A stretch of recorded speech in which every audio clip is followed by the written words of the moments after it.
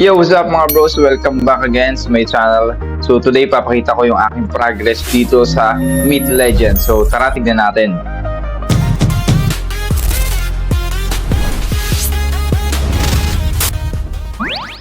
So as you can see here, ay nilalaro ko yung Myth Legends dito sa LD player kung saan smooth naman yung aking paglalaro.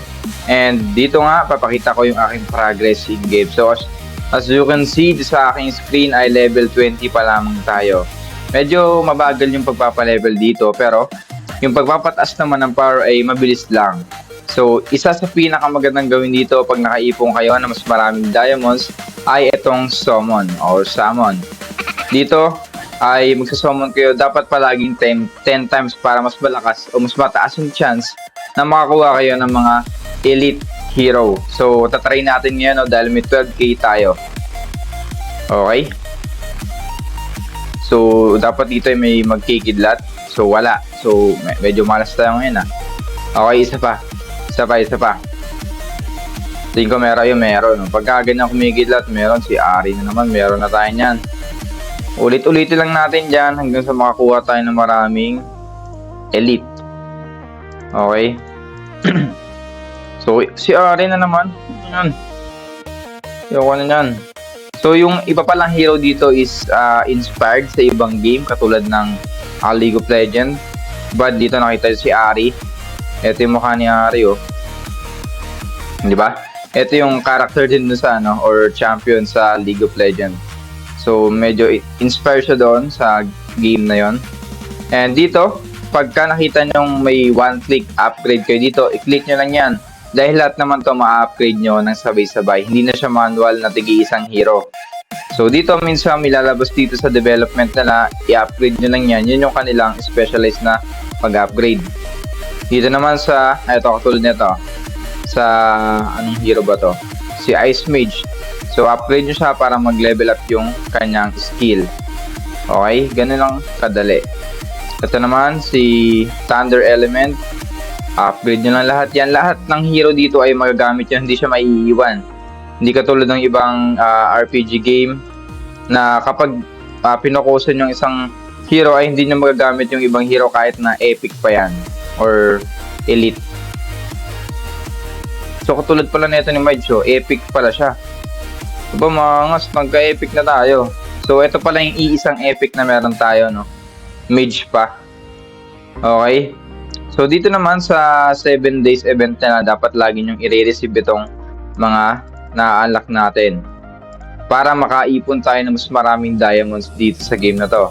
Kasi yung diamonds more on dito talaga siya ginagamit sa summon kasi nagbibigay din to ng power sa ating account. So 89k na tayo.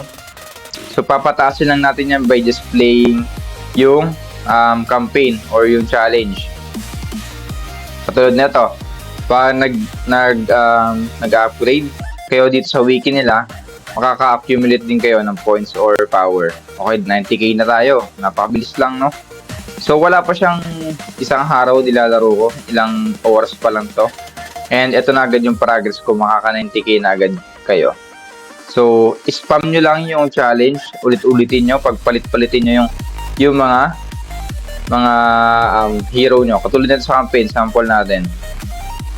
Nasa chapter, saan na ba tayo? Chapter, ano to? Anong chapter to?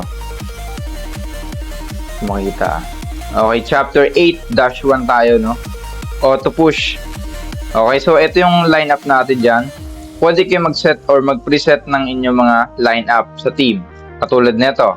Kunwari, ito gusto nyo tong lineup na to. I-click nyo lang tong team, then itong star. Click nyo lang yan, then naka-auto-save na yan siya dito. So, dito yung gamit ko ngayon, yung preset 6. So, fight natin. Subukan natin kung papalagyan. And meron na rin akong times 5, no, dahil nakalagpas na ako sa 7-32. Okay, so napakabilis lang ng laban. And dito kapag okay yung lineup nyo, makakapag-automatic continue kayo ng next game nyo. So yan, makikita nyo naman, ang bilis na ng galaw, times 2 lang natin. O yan, napaka-solid boy. Ito pa lang yung pinaka nagugustuhan kong RPG. bukod sa mga nauna nilang nilalabas na idle game, no? Kasi mas convincing sa akin tong ganito. Marami siyang option, features, katulad ng yung tower, yung 1 versus 3. So, tignan natin tong iba dito. So, more on challenge muna tayo kasi mas madami binibigay dito na ruby. So, mamaya pag-uusapan natin yung ruby, kung paano yan mamimint. Okay? So, continue lang to, itong challenge na to. And dito kayo mas makakakuha ng mga materials, diamonds, and yan, pera. Para makontinue nyo ang pag-upgrade sa bawat hero nyo. Okay, so sige, last na to. Pwede nyo rin yung i-back, no, sa home kahit na nagpe-play kayo doon. And auto pa rin siya. So yun yung maganda sa game na to. Basta hindi mamamatay yung inyong mga hero o hindi matatalo. Hindi maka-counter ng nakaset na challenge. Okay, nakita nyo ba? 92k na tayo, napakabilis lang. Wala pa tayong ilang oras dito. So, receive lang yung mga bagay niyan para ma-upgrade nyo agad yung hero nyo. Kaya pag kami may exclamation point na yan, upgrade nyo agad para dire-diretso yung, yung pag-angat ng inyong power. Okay, so next naman tayo dito sa PvP nila. PvP Arena, huwag ka agad kayo mag-click nyo ng free. Tansayin nyo muna kung kaya nyo kalaban nyo. Kunwari, ito, 72k. So, sa atin, 92k tayo. So, pasukin natin itong 72k.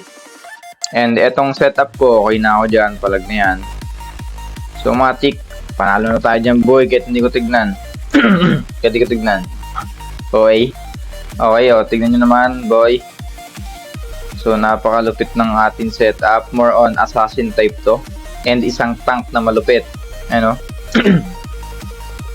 Diba? Walang tatalo dyan, boy. Kahit gano'ng kakunat yan. Di papalag yan. Diba?